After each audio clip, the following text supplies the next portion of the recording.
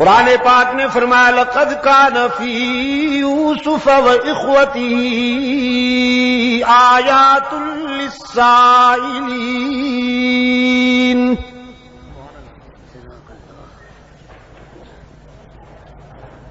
زندگی کی تلخیوں سے گھبرائے ہوئے لوگوں کے لیے بہت ساری عبرتیں پنہا ہیں اس بات میں. آئیے یوسف اور ان کے بھائیوں کے حالات و واقعات کے آئینے میں اپنا چہرہ دیکھیے. آپ بہت گھبراتے ہیں حالات کی تلخیوں سے، لیکن سوچئے اللہ کے برگزیدہ بندوں کو کن حالات سے گزرنا پڑا. لقد كان في يوسف وإخوته آيات للسائلين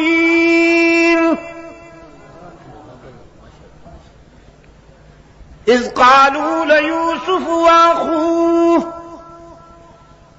أحب إلى أبينا منا ونحن عصبة إن أبانا لفي ضلال مبين. قصور دیکھیے، حسد کے بیماروں نے سب سے بڑی بات یہ کی ہم پرانے ہیں، ہم بڑی جماعت ہیں، اور یہ ایک ہے عمر میں بھی ہم سے چھوٹا ہے. کبھی کبھی عمر میں چھوٹا ہونا بھی آزمائش ہو جاتی ہے.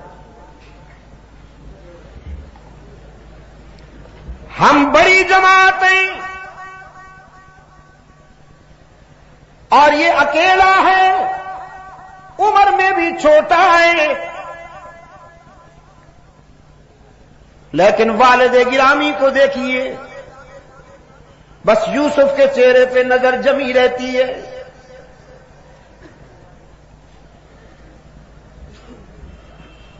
ان سے دامن بچانے کی بس ایک ہی صورت ہے کہ قتل کر دیا جائے اسے، یا دنیا کے کسی ایسے کونے میں پھینک دیا جائے کہ یعقوب یوسف کی صورت ہی نہ دیکھ پائیں.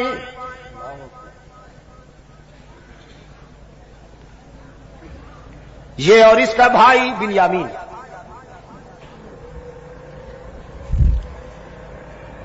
قال قائل منهم لا تقتلوا یوسف. یہ بھی قانون فطرت ہے. جب کسی مظلوم کے لیے دشمنی ہوتی ہے تو دوستی کی کوئی نہ کوئی کرن ضرور روشن ہوتی ہے. میں نے رات بھی کہا تھا، فرعون نے جب حضرت موسیٰ علیہ السلام کے بارے میں یہ ارادہ کیا کہ اسے قتل کر دیا جائے تو آسیہ ساتھ بیٹھی تھی. انہوں نے جرح کی، پرپوزل دیا کہ تمہیں غصہ آ گیا ہے ان پر، وہ تو بچہ ہے ابھی تک، اس کو پھول اور انگارے میں فرق نہیں معلوم. یہاں بھی اسی حلقے سے ایک آواز آئی، قتل کا منصوبہ تو تم نے بنا لیا، لیکن وہ ہاتھ کہاں سے لاؤ گے جو اس چاند سے چہرے پر خنجر چلائیں؟ نہیں کر پاؤ گے، یہ کام نہیں کر پاؤ گے. انسان کتنا ہی سنگ دل کیوں نہ ہو جائے، لیکن ایسے چہرے پہ خنجر کیسے چلا سکے گا؟ یہ بات تم سے بھی نہیں ہوگی. تجویز یہ ہے، کنویں میں ڈال دو اسے یا کہیں دور چھوڑ آؤ، راہ چلتے مسافر اٹھا کے لے جائیں گے، تمہاری جان بھی چھوٹ جائے گی، قتل کی شقاوت سے بھی بچ جاؤ گے. اور یہی فائنل ہو گیا، یہی فائنل ہو گیا. محبت کا لبادہ اوڑھ کر والد گرامی کے پاس آئے، حضرت یعقوب علیہ السلام کے پاس آئے. قالوا يا أبانا ما لك لا تأمنا على يوسف وإنا له لناصحون.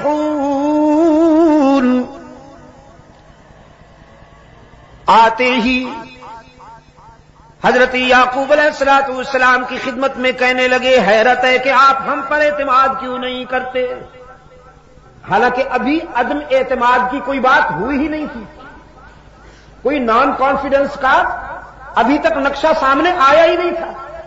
لیکن انسان کے اندر میں جب چوری چھپی ہوئی ہو، کوئی اور اس کو چور کہے نہ کہے، وہ خود اپنے آپ کو چور محسوس کرنے لگتا ہے. یہ انسانی نفسیات کی بات ہے. اگر ان کے اندر میں یہ چوری نہ ہوتی تو آ کے کہتے کہ ابا جان یوسف کو ہمارے ساتھ بھیجیے، ہم ذرا انہیں باہر لے جانا چاہتے ہیں. اگر اس کا کوئی منفی ری ایکشن سامنے آتا تو پھر کہتے آپ ہم پر اعتماد کیوں نہیں کرتے. لیکن انہوں نے آتے ہی بات ہی یہاں سے شروع کی. ما لك لا تأمنا على يوسف وإنا له لناصحون. کیا بات ہے، آپ ہم پر اعتماد کیوں نہیں کرتے، حالانکہ ہم تو یوسف کے ناصح ہیں اور ہمدرد ہیں. ارسلہ معنا غدا یلتع ویلعب وإنا له لحافظون. انہیں ہمارے ساتھ بھیجیے، ہم اسے جنگل میں لے جانا چاہتے ہیں. ہر وقت آپ اسے گود میں بٹھائے رکھتے ہیں، ذرا دنیا بھی دیکھے. حفاظت کریں گے، بے فکر رہیے. میں یہ واقعہ نہیں آپ کو سنانا چاہتا، میں اپنے ہدف تک پہنچنے کے لیے تھوڑا سا یہ جھلک دکھا رہا ہوں آپ کو.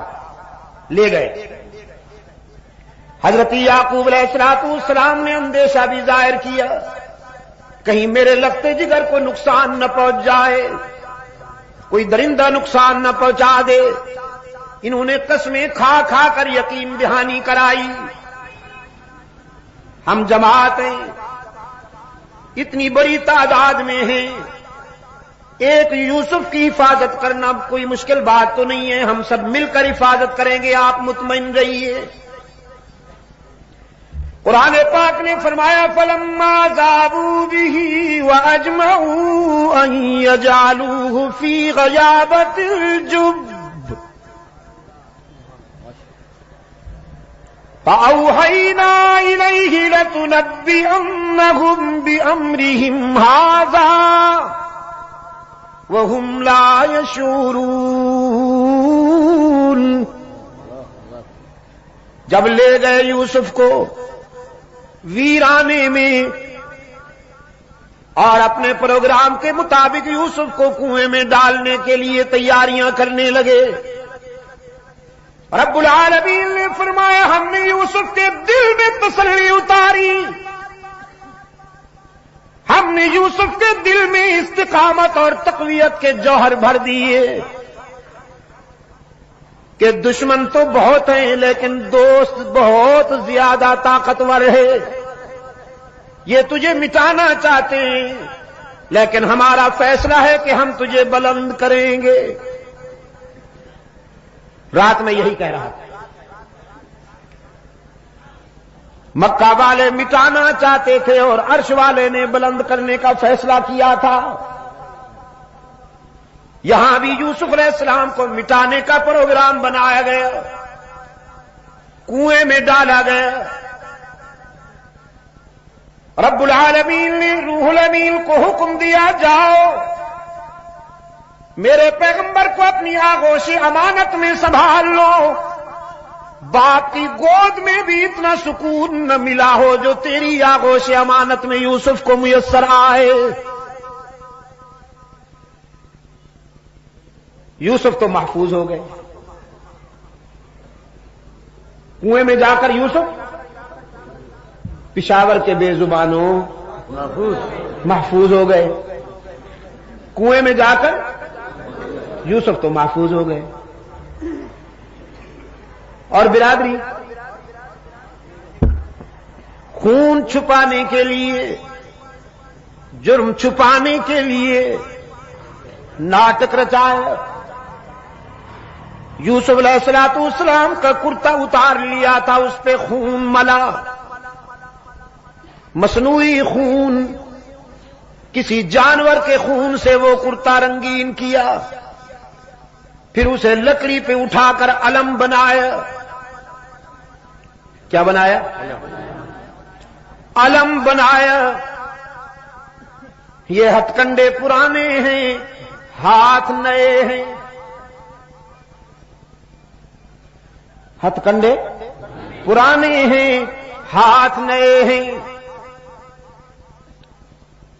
چوری چھپانے کے لیے یہ ناٹک بہت پہلے ہوا۔ جناب یوسف علیہ السلام کا خون آلود کرتا لکڑی پہ اٹھائے ہوئے،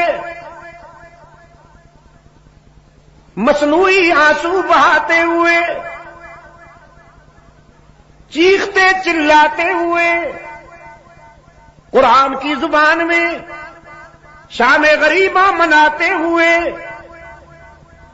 حضرت یعقوب علیہ السلام کی خدمت میں آئے۔ قرآن کہتا ہے وَجَاءُوا أَبَاهُمْ عِشَاءً يَبْكُونَ،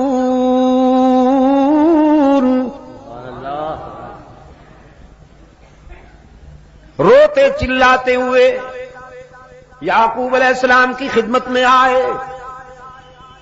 قالوا یا ابانا انا ذهبنا نستبق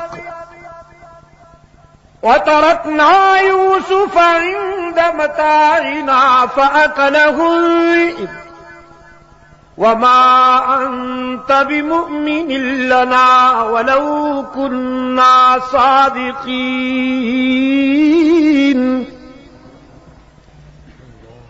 اپنی کہانی بیان کی۔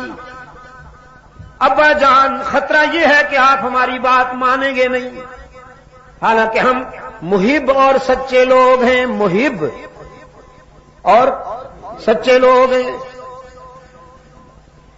انا ذهبنا نستبق وتركنا يوسف عند متاعنا فأكله الذئب، ہم یوسف کو لے گئے ویرانہ میں، ہم تو کھیلنے میں لگ گئے، بھیڑیا کم بخت آیا، کھا گیا ہمارے بھائی کو۔ کیا کرتے ہم، پتہ ہی نہیں چلا۔ قرآن کریم نے فرمایا اپنے دعوے کے ثبوت کے طور پر وہ کرتا پیش کیا حضرت یعقوب علیہ السلام کی خدمت میں۔ وَجَاءُوا عَلَىٰ قَمِيصِهِ بِدَمٍ كَذِبٍ، جناب یعقوب علیہ السلام کے سامنے جب یوسف کا کرتا پیش ہوا تو بڑے غور سے دیکھا کرتے کو، ہر جانب سے، ہر زاویے سے اسے پرکھا، فرمانے لگے کوئی پڑھا لکھا بھیڑیا تھا، قوم کا فارغ التحصیل، کوئی آیت اللہ قسم کا بھیڑیا تھا نا، میرے بیٹے کو تو کھا گیا، لیکن کرتے پہ ایک بھی دانت نہیں لگا، ناخن بھی نہیں لگا، یہ تو کسی طرف سے پھٹا ہوا ہی نہیں ہے۔ کوئی کوالیفائڈ بھیڑیا تھا، پڑھا لکھا بھیڑیا تھا، شاید اس نے پہلے کرتا اتار کے رکھ دیا ہوگا، پھر میرے بیٹے کو کھا گیا ہوگا، اس کے بعد پھر خون ملا ہوگا۔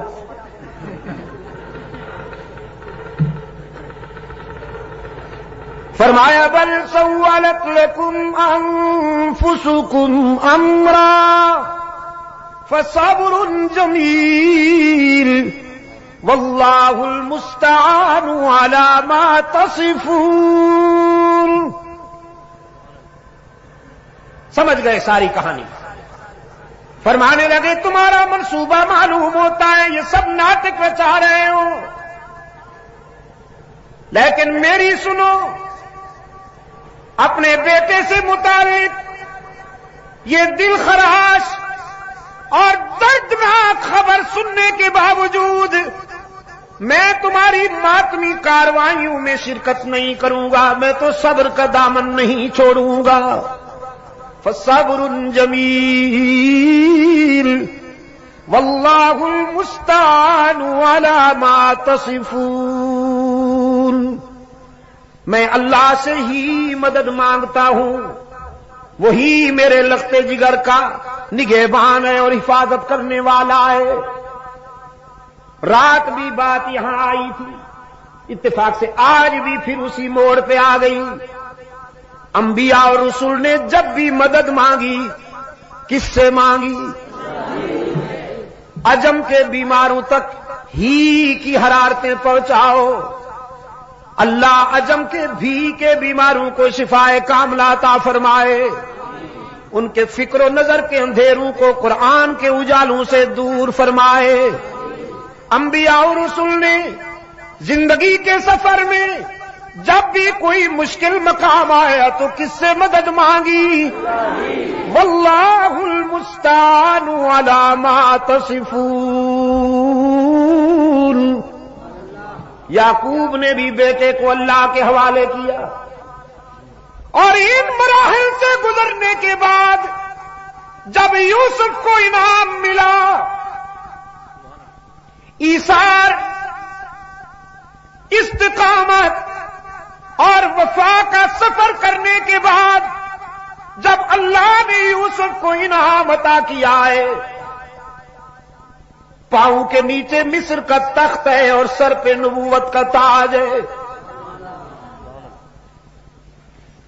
انعام پسند آیا آپ کو؟ پاؤں کے نیچے مصر کا تخت ہے اور سر پہ نبوت کا تاج ہے۔ روحانی طور پر بھی صاحب اختیار ہیں اور مادی نقطہ نظر سے بھی صاحب اقتدار ہیں۔ فطرت کبھی کبھی عجیب مناظر دکھاتی ہے۔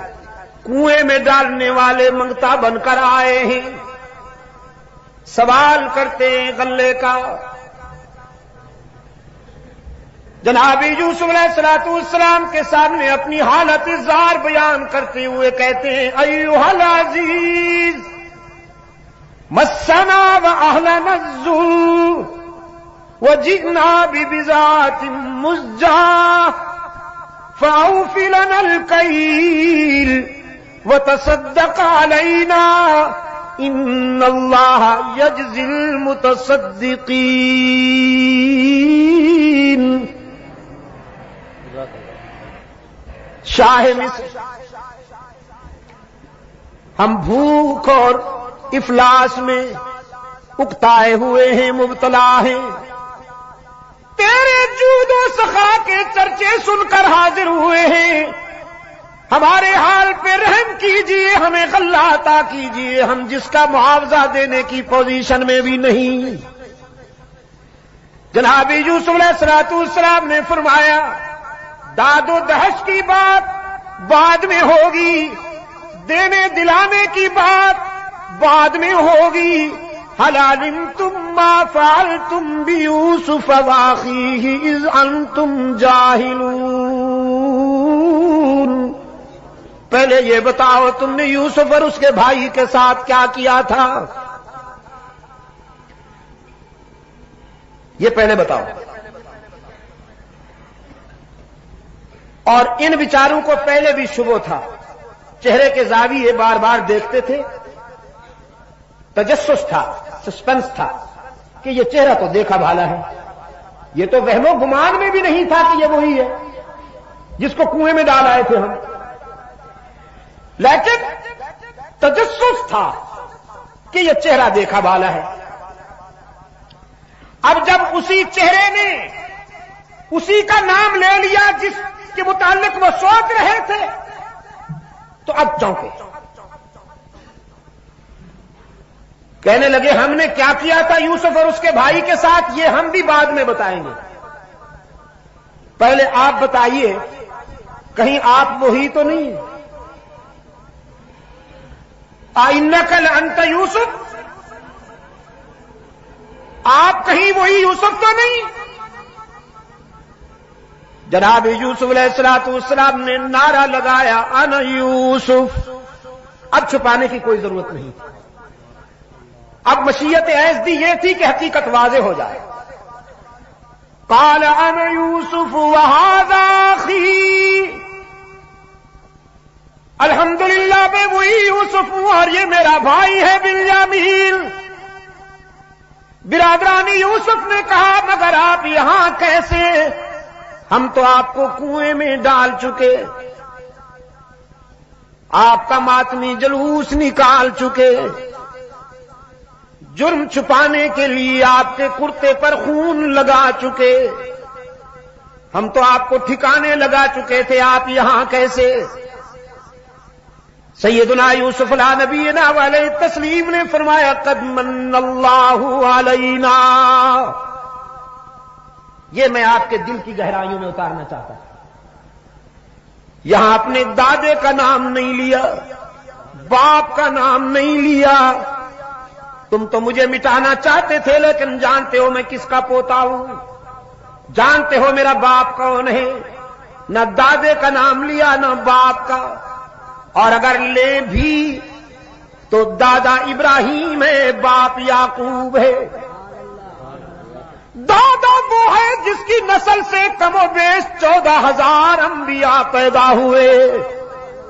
ابراہیم علیہ السلام کی نسل سے کم و بیش 14,000 انبیاء پیدا ہوئے، اور انہی کی نسل سے رحمت عالم صلی اللہ علیہ وسلم آئے۔ لیکن یوسف کی زبان پر دادے کا نام بھی نہیں آیا، باپ کا نام بھی نہیں آیا۔ کیوں؟ کہ مشکلات میں کام آنا نہ دادے کا منصب ہے نہ باپ کا۔ مشکلات میں کون کام آیا کرتا ہے؟ جزاکم اللہ۔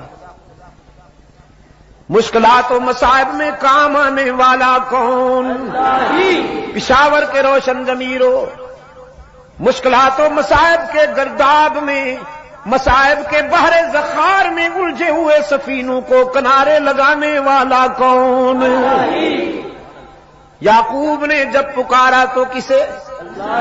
یوسف کے لبوں پہ نام آیا تو کس کا؟ پھر جب